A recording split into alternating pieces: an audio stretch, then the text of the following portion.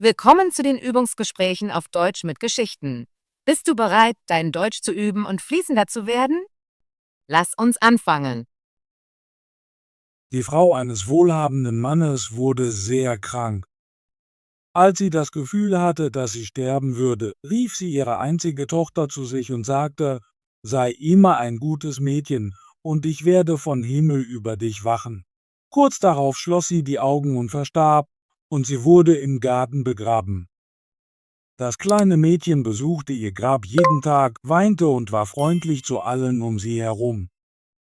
Der Schnee fiel und bedeckte das Grab mit einer schönen weißen Decke, aber als der Frühling kam und die Sonne sie wegschmolz, hatte ihr Vater eine andere Frau geheiratet. Diese neue Frau brachte 2 Töchter mit. Sie waren von außen hübsch, aber von innen gemein, und das Leben wurde für das kleine Mädchen sehr schwierig. »Was will das nutzlose Mädchen im Wohnzimmer?« sagten sie. »Diejenigen, die Brot essen wollen, müssen es verdienen. Weg mit dem Küchenmädchen!« Sie nahmen ihr die schönen Kleider weg, gaben ihr ein altes graues Kleid, lachten sie aus und ließen sie in der Küche arbeiten. Sie musste harte Arbeiten verrichten. Früh aufstehen, Wasser holen, das Feuer machen, kochen und waschen. Die Schwestern schikanierten sie auf viele Arten und lachten sie aus. Am Abend, wenn sie müde war, hatte sie kein Bett zum Schlafen und musste sich am Kamin unter den Aschen niederlegen. Deshalb war sie immer staubig und dreckig, und sie nannten sie Aschenputtel.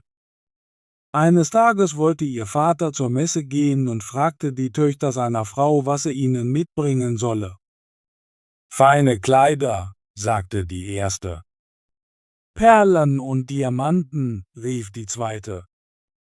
»Und was möchtest du, mein liebes Kind?« fragte er seine eigene Tochter.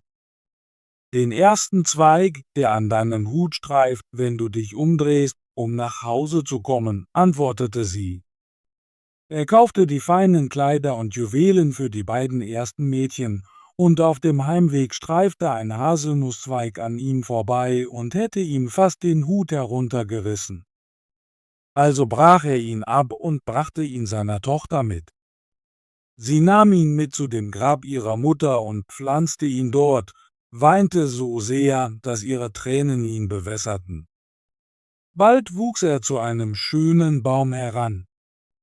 Sie besuchte den Baum 3-mal am Tag und weinte, und ein kleiner Vogel kam, baute ein Nest auf dem Baum, sprach mit ihr, achtete auf sie und brachte ihr, was immer sie sich wünschte. Dann gab der König des Landes ein 3-tägiges Fest, bei dem sein Sohn eine Braut wählen würde.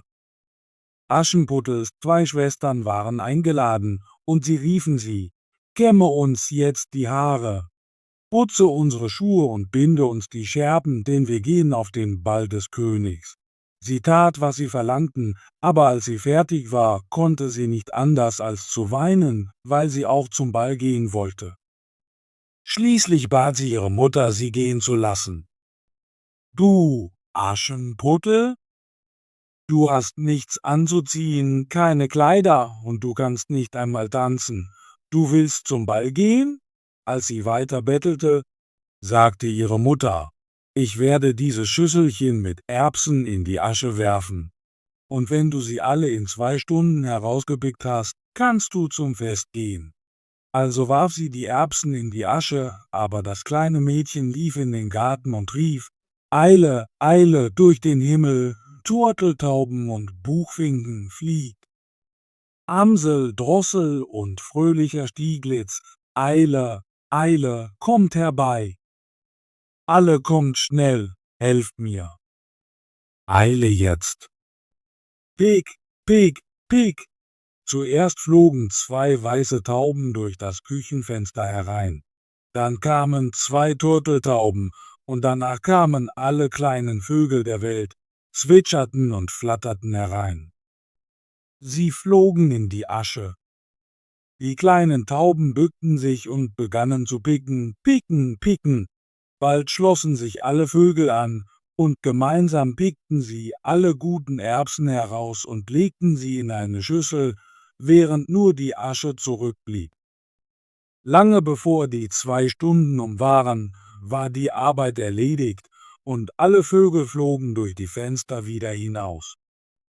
Aschenputtel brachte die Schüssel ihrer Mutter, erfreut, weil sie dachte, sie könnte zum Ball gehen. Aber ihre Mutter sagte: »Nein, nein!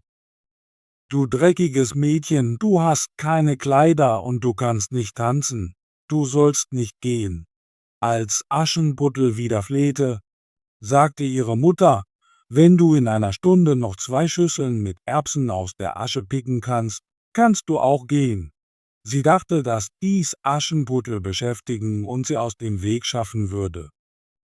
Also schüttete sie 2 Schüsseln mit Erbsen in die Asche. Aber das kleine Mädchen lief wieder in den Garten und rief wie zuvor: »Eile, Eile, durch den Himmel, Turteltauben und Buchfinken fliegt. Amsel, Drossel und fröhlicher Stieglitz, Eile, Eile, kommt herbei. Alle kommt schnell, helft mir. Eile jetzt!« Pick, pick, pick! Wieder flogen die beiden weißen Tauben herein, gefolgt von den Turteltauben und allen kleinen Vögeln. Sie flogen hinunter und die Tauben begannen zu picken, picken, picken. Dann schlossen sich die anderen an und sie legten alle guten Erbsen in die Schüsseln, während nur die Asche zurückblieb. Bevor eine halbe Stunde vergangen war, war alles erledigt und sie flogen wieder hinaus. Aschenputtel brachte die Schüsseln zu ihrer Mutter, voller Freude, dass sie zum Ball gehen könnte. Aber ihre Mutter sagte: »Das bringt nichts, du kannst nicht gehen. Du hast keine Kleider und du kannst nicht tanzen. Du würdest uns nur blamieren«, und sie ging mit ihren beiden Töchtern zum Ball. Nachdem sie gegangen waren, saß Aschenputtel traurig unter dem Haselbaum und rief: »Schüttle, schüttle, Haselbaum, Gold und Silber über mich.« Da flog ihr Freund, der Vogel, aus dem Baum und brachte ihr ein wunderschönes Kleid aus Gold und Silber und funkelnde Schuhe. Sie zog sie an und folgte ihren Schwestern zum Fest. Sie erkannten sie nicht und dachten, sie sei eine fremde Prinzessin, weil sie so hübsch in ihren feinen Kleidern aussah. Sie hätten nie gedacht, dass es Aschenputtel sein könnte, die sie für sicher zu Hause im Dreck hielten. Der Sohn des Königs kam bald zu ihr, nahm sie bei der Hand und tanzte mit ihr, ohne dass jemand anderes mit ihr tanzen durfte. Sie tanzten bis spät in die Nacht, und als sie nach Hause gehen wollte, sagte der Sohn des Königs: »Ich bringe dich nach Hause«, weil er sehen wollte, wo das schöne Mädchen lebte. Aber sie schlüpfte, ohne dass er es bemerkte, von ihm weg und lief nach Hause. Als der Prinz ihr folgte, sprang sie ins Taubenhaus und schloss die Tür. Als ihr Vater nach Hause kam, erzählte er ihm, dass die unbekannte Dame beim Fest sich im Taubenhaus versteckt hatte. Aber als sie die Tür aufbrachen, fanden sie niemanden darin. Als sie zum Haus zurückkehrten, lag Aschenputtel wie gewohnt in ihrem schmutzigen Kleid bei den Aschen und ihre schwache kleine Lampe brannte am Kamin. Sie war schnell durch das Taubenhaus geschlüpft, zum Haselbaum gegangen, hatte ihre schönen Kleider ausgezogen und unter dem Baum versteckt und war dann wieder unter den Aschen in ihr graues Kleid zurückgekehrt.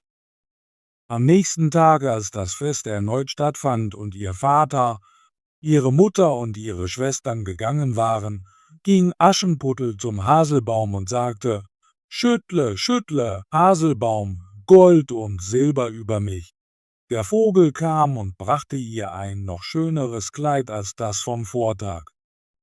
Als sie zum Ball kam, bewunderten alle ihre Schönheit, aber der Sohn des Königs, der auf sie wartete, nahm sie bei der Hand und tanzte mit ihr. Wenn jemand sie zum Tanzen aufforderte, sagte er wieder: »Diese Dame tanzt mit mir.« Als die Nacht kam und sie nach Hause gehen wollte, folgte der Sohn des Königs ihr, um zu sehen, wo sie hinging. Aber sie rannte so schnell weg, dass sie ihren linken goldenen Schuh auf der Treppe fallen ließ. Der Prinz nahm den Schuh und ging zu seinem Vater, dem König, und sagte: »Ich werde die Dame heiraten, der dieser goldene Schuh passt.« Beide Schwestern waren sehr erfreut, das zu hören, weil sie hübsche Füße hatten und sich sicher waren, dass sie in den goldenen Schuh passten.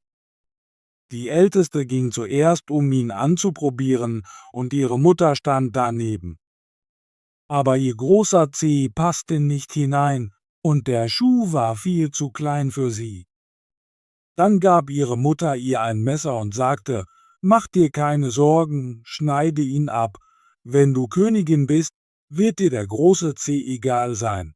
Du musst nicht mehr laufen.« Die törichte Tochter schnitt sich also den großen Zeh ab und quetschte den Schuh hinein.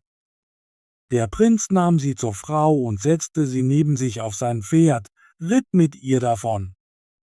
Aber auf dem Heimweg kamen sie am Haselbaum vorbei, den Aschenputtel gepflanzt hatte, und auf dem Ast saß eine kleine Taube, die sang: »Zurück, zurück! Seht euch den Schuh an! Der Schuh ist zu klein und nicht für dich gemacht.« »Prinz, Prinz, sieh erneut nach deiner Braut, denn sie ist nicht die wahre, die neben dir sitzt.« Der Prinz stieg ab und prüfte ihren Fuß und sah das Blut aus ihm strömen und erkannte, welchen Trick sie ihm gespielt hatte. Also drehte er sein Pferd um und brachte die falsche Braut zurück und sagte: »Das ist nicht die richtige Braut. Lass die andere Schwester den Schuh anprobieren.« Sie ging in den Raum und schaffte es, ihren Fuß in den Schuh zu bekommen, bis auf die Ferse, die zu groß war. Aber ihre Mutter quetschte sie hinein, bis das Blut herauskam, und brachte sie zum Prinzen, der sie als seine Braut neben sich auf sein Pferd setzte und mit ihr davonritt. Als sie den Haselbaum erreichten, war die kleine Taube immer noch dort und sang: »Zurück, zurück! Seht euch den Schuh an! Der Schuh ist zu klein und nicht für dich gemacht.« »Prinz, Prinz, sieh erneut nach deiner Braut, denn sie ist nicht die wahre, die neben dir sitzt.« Der Prinz schaute hinunter und sah, dass Blut aus dem Schuh strömte und ihre weißen Strümpfe rot färbte. Also drehte er sein Pferd um und brachte sie wieder zurück. »Das ist nicht die wahre Braut«, sagte er zum Vater. »Hast du keine anderen Töchter?« »Nein«, sagte er, »nur das dreckige Aschenputtel, das Kind meiner ersten Frau. Ich bin sicher, sie kann nicht die Braut sein.« Der Prinz bestand darauf, dass sie gebracht wird. Aber die Mutter sagte: »Nein, nein, sie ist viel zu dreckig. Sie wird sich nicht trauen, sich zu zeigen.« Der Prinz wollte sie aber kommen sehen, also wusch sie sich das Gesicht und die Hände, ging dann hinein und machte eine Verbeugung vor ihm. Er gab ihr den goldenen Schuh. Sie zog ihren hässlichen Schuh vom linken Fuß aus und zog den goldenen Schuh an, der ihr perfekt passte. Als er ihr Gesicht sah, erkannte er sie und sagte: »Das ist die richtige Braut.« Aber die Mutter und beide Schwestern wurden blass vor Wut, erschrocken, dass er Aschenputtel auf sein Pferd genommen hatte und mit ihr davonritt. Als sie den Haselbaum erreichten, sang die weiße Taube: »Nach Hause! Nach Hause! Seht euch den Schuh an! Prinzessin! Der Schuh war für dich gemacht. Prinz, Prinz, nimm deine Braut mit nach Hause, denn sie ist die wahre, die neben dir sitzt.« Als die Taube ihr Lied beendet hatte, flog sie hinunter und setzte sich auf Aschenputtels rechte Schulter, und sie gingen gemeinsam nach Hause. Tolle Arbeit! Möchtest du dein Deutsch üben und fließender werden? Bitte abonniere unseren Kanal und aktiviere die Benachrichtigungsglocke, damit du keine unserer kostenlosen deutschen Geschichten verpasst. Wir sehen uns im nächsten Video.